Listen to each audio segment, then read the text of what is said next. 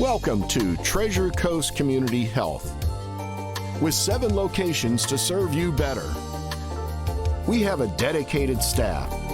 And now, here's your host, CEO Vicki Soule. Hello there, and welcome to Community Conversations. Every week we come together and talk about different things with local folks. Some of them are new things coming out. Some of them are about changes. Some of them are directly related to the primary healthcare services we address. And some of them are sort of on the fringe. It's called the goodwill of the community. And today I'm pleased that we have got Patti Fuchs, children's librarian, here to talk about one of my favorite subjects, and that is children's literacy and things that make reading fun.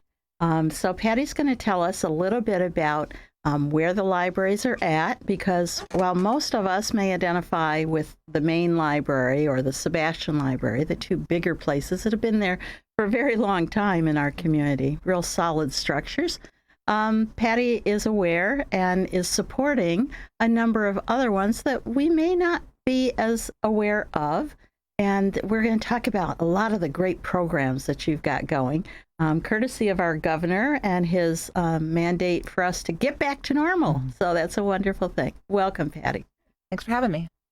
Well, now I gave you a nice intro in terms of the places. Do you want to expand on that for people who may be new to town or have moved from one area to another? So like you mentioned, we have the main library in downtown Vero, and we have the North County Library, which is in Sebastian. We also have the Brackett Library, which is also a very large, beautiful library located on the Indian River State College campus in Vero Beach. And that comes under our county, not the college, even correct. Though it's there. Yeah, it's a partnership. Okay. You know, it's on their campus, but it's a partnership with the college. Right.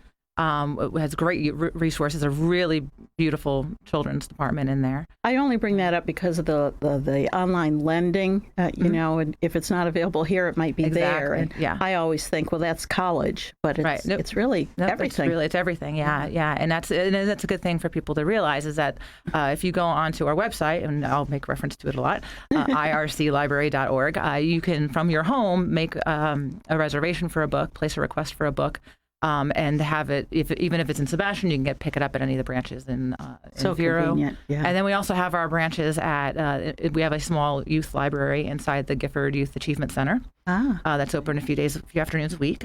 We also have the oldest continually used library in the county, which is the Fellsmere Library, Marion Fell Library. And we have that open right now Tuesdays and Thursdays afternoons from 1 to 5. And where is that? Is that on Broadway? That is a couple streets over. It's almost right across from the elementary school. Okay. And so it's a obviously very small library, very historic. Anyone interested in local history, I highly recommend you stopping by. But we have adult novels. We have a little bit of everything, but particularly children's. We're really trying to focus on the children. That's great. Out there. And then we also have a vending library now within the IG Center in South County, which is exactly what it sounds like. It is a massive vending machine with library books. And you could even have books, you put a hold on a book and you can pick it up there. You can look through and pick something yourself, just like it's a bag of chips, but much better for you. much better for you. So I've never seen that. Is that using a barcode on your library card? Yep. Using your library card. That's pretty cool. Yep. So I'm going to, again, reference your irclibrary.com. Org. I'm assuming that all of those places, addresses, and GPSs are available there. Yes. Yeah, right on the front page, if you just scroll down, you'll see a listing of all the different branches. Okay. So tell us a little bit about your children's program. You know, what's the goals? What kinds of modifications did you have to make? It's been, for everyone else, it's been an interesting year or so. Yes. Our goal of our program, all of our programming, and for adults, teens, children's in our system, we're a very program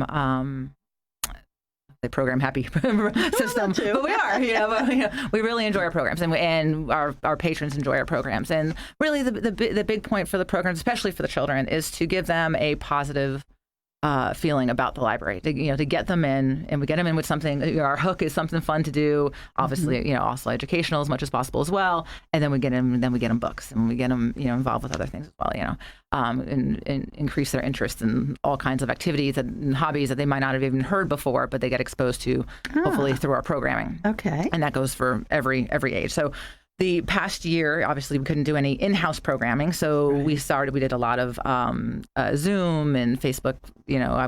For a while there, I was doing daily little mini story times, partly from my home at one point, and then in the library when we reopened, and then we moved to Zoom. That was a little more fun because we could be a little more interactive. We've been doing make and takes, take and makes. I always put it the wrong way. Take and makes adults, teens, children's, where some sort of activity, craft that they come and pick up and do it at home. We've been doing those all along. We recently, at the beginning of this year, like everybody else, getting really tired of the Zoom and the whatever, we started doing drive-in story times. We were doing drive-in story times, and we have, this week is our last one. Tomorrow morning at the Sebastian Library and Thursday at the Brackett Library. So I have this vision of all these cars and one person in the center turning around shouting. No, well, we sorry, I haven't been there. Yeah, thanks to Amazon, we were able to acquire a little transistor. I'll say transistor. I feel like it's not the right word. But a speaker. It does. It literally, just like when you go to a drive-in and you turn your radio to a particular dial and you can hear it. Yeah. That's what it was. So the microphone is hooked up to that. Everyone sets their radio to 90.1 and they can hear us singing and dancing and reading the stories. Awesome. So that was been really fun. A way to do our story times live and actually see the kids and get reactions. And we do, wheels on the car, and they're honking the horns in their car. And, they would get out of the car to do their dancing and stuff like that, but they get in the car for the stories. And so the way to maintain distance, but still be interactive. What a great idea. But like you said, things have changed in the last week, and we have been given the orders to go back to pre-COVID procedures. So that means I will be doing in-house programming close to what we would normally do in the summer. Summer for Children's, our programming, we do them year round, but that's when we do the most and have the most going on. And we'll be doing our story times. I'll be doing my special guest series. Some of the families may be familiar with that. We would do special, your magicians and animal shows and things like that. So we're going to do those on Fridays. They're going to be at different locations. Due to like a traveling road show? Pretty much. Yeah, pretty much. That's my life. But if you, again, check our website or pick up a flyer at the library, it'll show you what we're doing on what days. We'll be opening up on June 18th with the special guest at the North County Library with the Bucky and Gigi Clown Show, which is really fun. Really fun. But we're doing all of our story times. Our story times are for, we have a story time of some kind from birth to 5. I also offer a STEM club, which is, our science, technology, that we'll be doing in-house at the main library and the North County Library. We have an art club twice a week at the North County and the Brackett Library. And that's your hands-on kind of programming. And we'll also be offering virtual versions of all of that. The story time will be streamed. The STEM and the art will be, there'll be a video that they can watch. I'm so glad because, I'm still stuck on the drive up and how creative that is. And, in my mind, I'm like, don't throw the baby out with the bathwater, because some of those things that have come as a result of the pandemic are certainly creative and engage in a different way than the traditional brick and mortar. So sounds great. We're going to take a short break, a word from our sponsors, and then we'll come back and we'll talk about some of these programs specifically and some of the other things. I'll bet you've got some information on adult programs as well. Okay.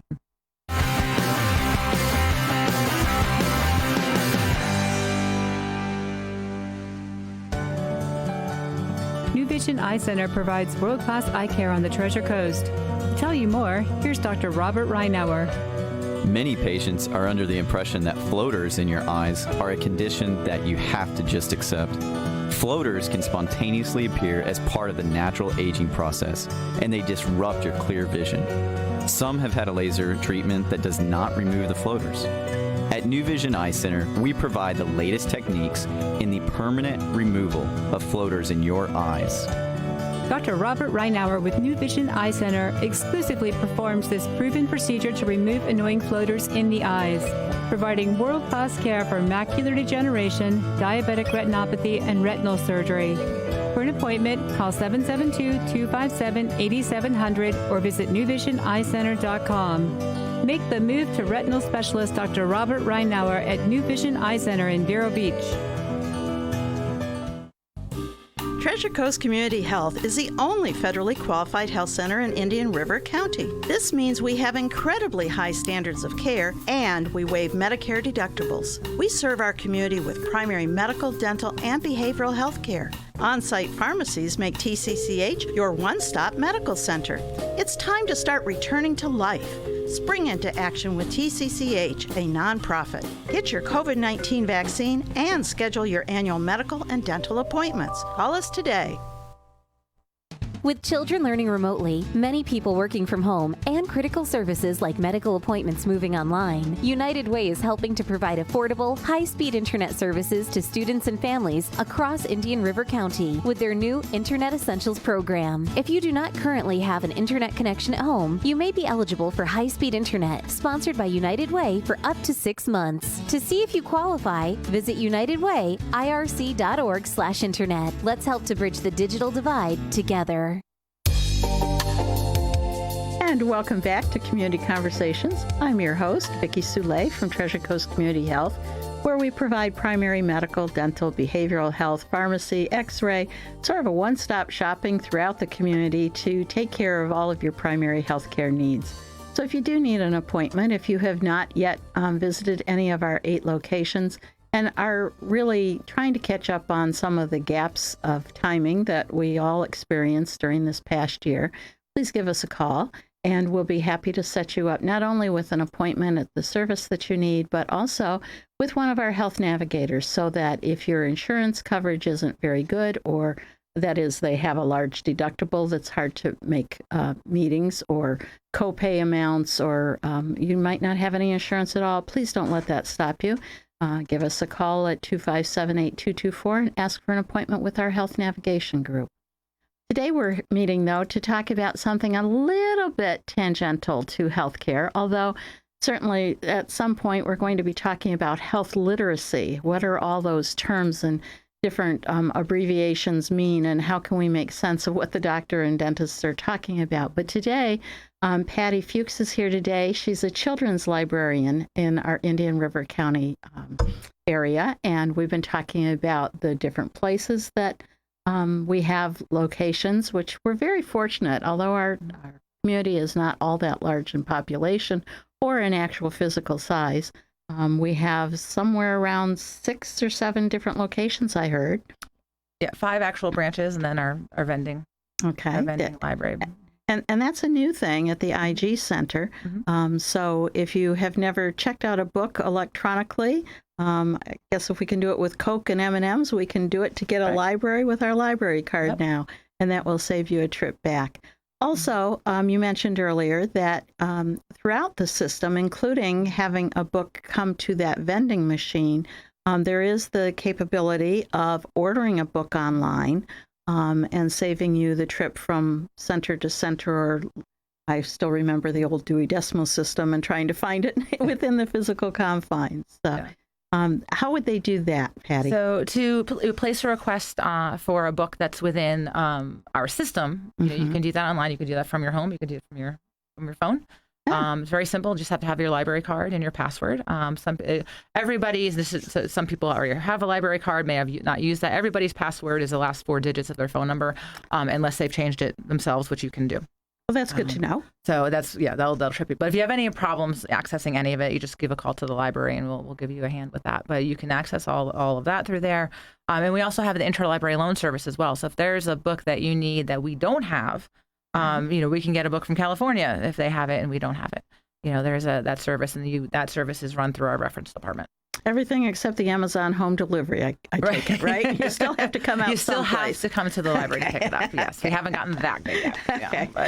But you're certainly taking a big gulp in returning us back to normal, as the governor would say, with new programs that may look very familiar from 2 years ago.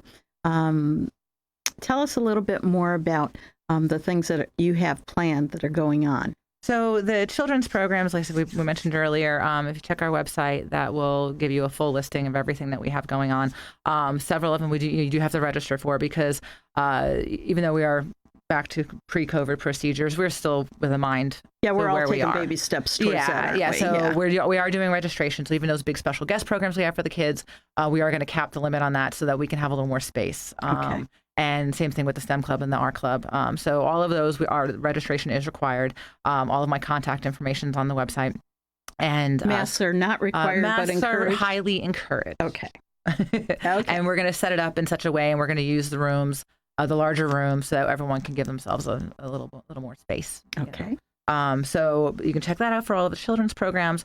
We have some fun teen stuff coming up. They're going to do a book to photo contest for June, starting June 1st, and that's going to be to take your favorite book or a book that you're reading and take a photo that in some way helps to illustrate part of that story.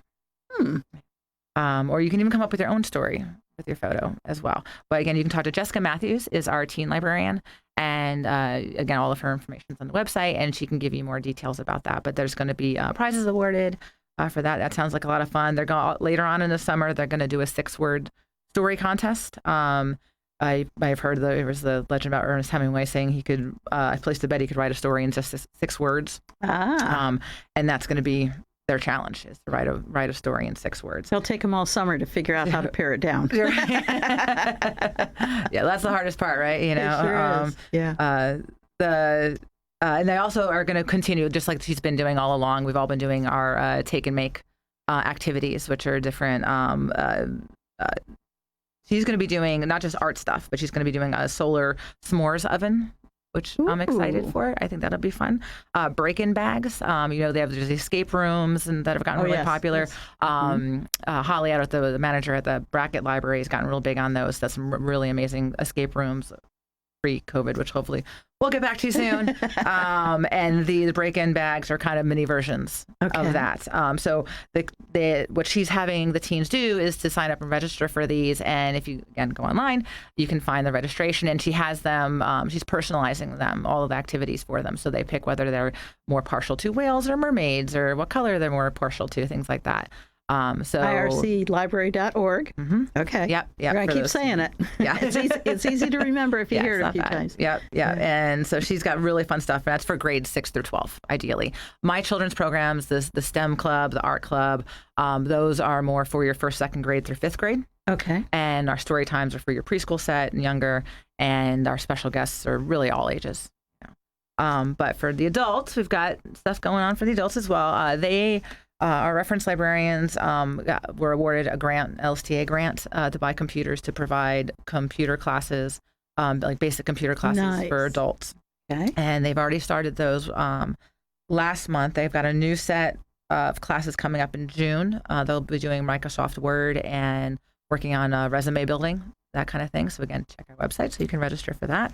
But I think that's a really that'll needed, be very useful thing. I know that different places had offered that in the past, but again, depending on where you live, the transportation, knowing that that's available at multiple locations, you might find one closer to home or at a more convenient time. Yeah.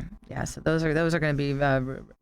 They did the first set and they said it went really well and people were learning a lot and it was good to see. But then, on the lighter side, out at the Brackett Library, Dave DeLuca is going to be performing and doing a tribute to Frank Sinatra. Wow. So that sounds like a lot of fun. That one's coming up on July 6th. That one does not require registration. They will be streaming it live as well. So pretty much everything that we're doing, we're going to be offering some sort of streaming version. That's phenomenal. So if you don't want to come in, I know we've got a lot of people that are just itching to come in and I've been begging, when are you starting the programs? When are you starting the programs? And then other people are like, no, I'm good. I'm good. And we totally understand both sides of both, so much unknown still, you know. Okay, you got to do what you're comfortable with, That's great. Treasure hunting, a 1715 fleet history and treasure hunting talk is going to be coming up at the Brackett Library as well. Phenomenal. Which is really interesting. If you don't know much about the 1715 fleet and you're new to the area, highly recommend it. Really, really fascinating stuff. And also Spark Joy webinar is coming up that they're hosting via the Brackett Library. And that one's coming up real soon. That's May 25th. And that's more adult oriented. Yes. Okay. This is all adult stuff. Okay. Adult programs that we have. So that's basically what we have going on. That is just absolutely amazing. Particularly the children's programs, because not every child is in VPK. A lot of working parents, we're all encouraging everyone to read, have a cuddle on your lap and read to them. But it's easier said than done. And to be honest, not all of us as parents are that entertaining. And some of our children don't want to cuddle on a lap as they reach a certain point. So it's really interesting that you have so many different types of programs for different children. Do you find that the homeschool children utilize that resource more than perhaps a public school or charter school kids? I don't want to say more than our public school, but we're definitely, I think I like to think we're a very useful resource for them, Well, and when I was growing up 1,000 years ago, we weren't as creative yet. And so having a lot of these programs that are hands-on that allow them to, as you said earlier, they were jumping up and down to the music and visually seeing magic acts and, stimulating that front brain every which way.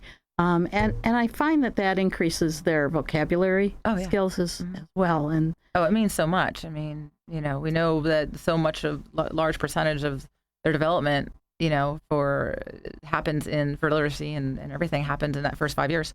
And that's what we want to get them and get the parents. And that's what we do in our story times. It's, it's not just the dancing around and our drive-in story times, we're just trying to have fun and hey, we're together. I still think that's awesome. Keep those kids in your own car. Right.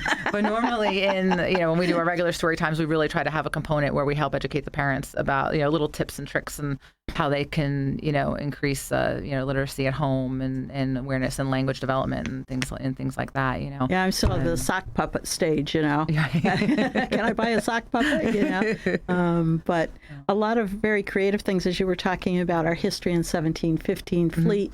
I have a fifth grader who is really getting into history now. And so dress-ups and reenacting, the stories they hear and those types of things. I take it that's all a part of what you have been. We've done a little bit of everything over the years. I mean, as far as like a costuming, and I mean, we have a lot of fun. We do a lot of different things. I'm looking forward to being able to branch out again. Not being limited to the Zoom and stuff. But the good point, even with all that, is the people who either don't want to come in or can't come in. I mean, this is the thing. I'm a working parent. I mean, I see some of these programs, they look wonderful, but I'm working, and we will be branching out into, we usually try to offer, a few evening programs as well for the families, and that will be happening again. But even in the evenings, you have sports, you have, Boy Scouts, Cub Scouts, all kinds of things going on. But I've seen the cartoons they show on Saturday morning, and I would definitely say if the streaming's available, to go ahead and tune into that with your children early on Saturday morning when you're just kind of having that second cup of coffee. Because some of the stuff that they have as cartoons just makes my hair go sideways. Oh, there's some good stuff. Yeah, I'm sure there is. I'm just an old fogey. So thank you so much for sharing, because it is wonderful to see you guys back in action and helping our children learn. Learning is fun. Yeah, and please check out the online resources as well. We have a ton of online ABC Mouse you can access for free at home, and Ancestry.com, a language resource, all kinds of great stuff online that all you need is your library card and access all these subscription services that you would have to pay for if you did it on your own. Okay, because as soon as you said subscription, I saw dollar signs, but your service is free. Yeah, things that you normally people would have to pay for, it's free as long as you have your library card. All right. Thank you again so much for coming in, Patti. And thank you for being with us again this week.